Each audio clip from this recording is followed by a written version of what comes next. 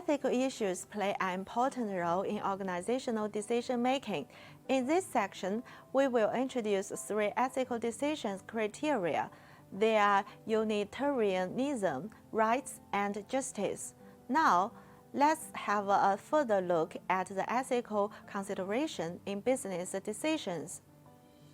First, utilitarianism refers to a system in which decisions are made to provide the greatest good for the greatest number.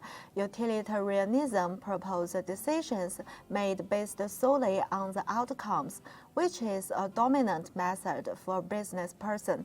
Although utilitarianism can promote efficiency and productivity, it sometimes leads to ignoring individual rights, especially minorities.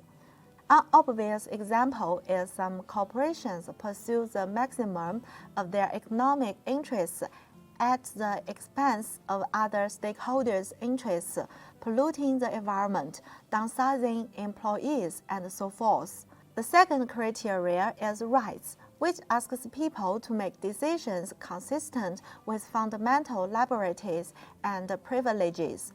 This criteria protects whistleblowers who report unethical practices by their employer to outsiders. The third criteria emphasizes imposing and enforcing rules fairly and efficiently to ensure justice or equitable distribution of benefits and costs. Behavioral ethics is an area of study that specializes in analyzing how people behave when confronted with ethical dilemmas. Individuals do not always follow ethical standards promulgated by their organizations, and sometimes they violate their own standards. Now, let's have a further look at the ethical consideration in business decisions. Imagine that you are a chief operating officer (COO) in an overseas subsidiary of a U.S. multinational company in a developing country that is dependent on the firm for employment.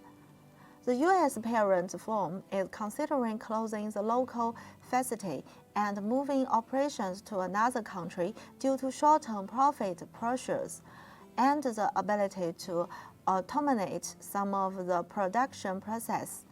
As a COO, you think that the cost of the pullout to local stakeholders will be very high and that local economic development gains may be lost. How do you choose? When losing a plant may result in improved profits to stockholders, but a loss of jobs for employees and a significant negative effect on local economy. This is an ethical dilemma that involves choosing between 2 good values that are in conflict. Many managers believe they should consider the interests of multiple stakeholders, but when facing an ethical dilemma, we can find that decisions are not easy to make.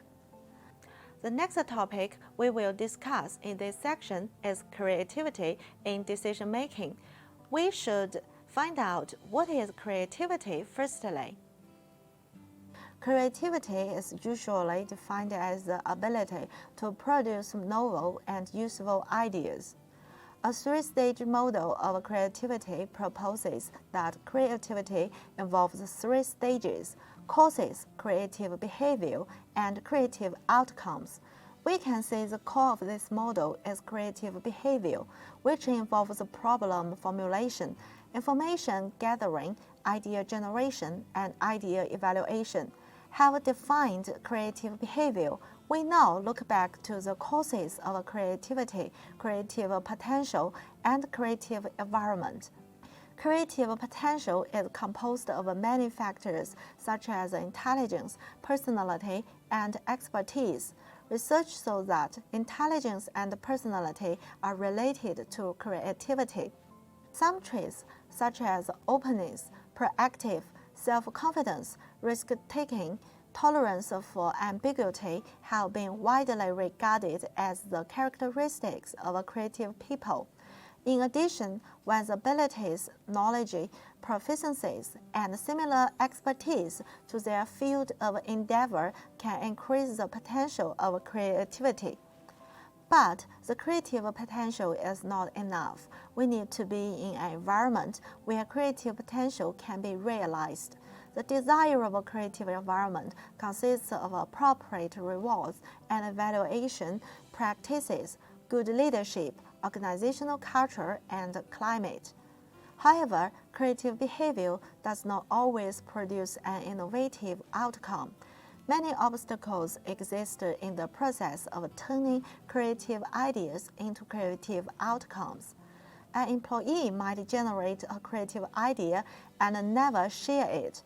Recent research indicates that knowledge hiding has become a pervasive phenomenon in the workplace. One study showed that most people have a bias against accepting creative ideas because ideas create uncertainty. Therefore, creative ideas do not implement themselves. Translating them into creative outcomes is a social process that requires utilizing other resources, including power and policies, leadership, and motivation. Until now, we have learned what is perception and its influencing factors, the attribution theory, and several fundamental attribution errors. Then we discussed the decision-making in organizations, the rational model, bounded rationality, and intuition.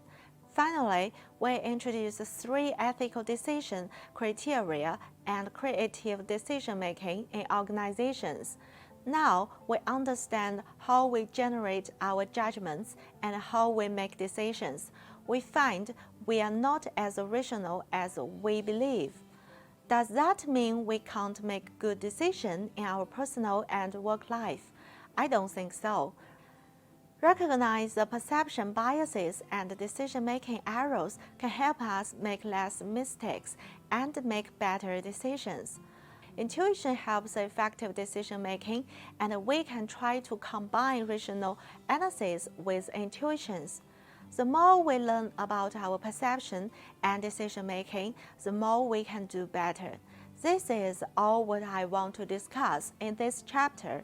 Thank you for your time and watching. Bye for now.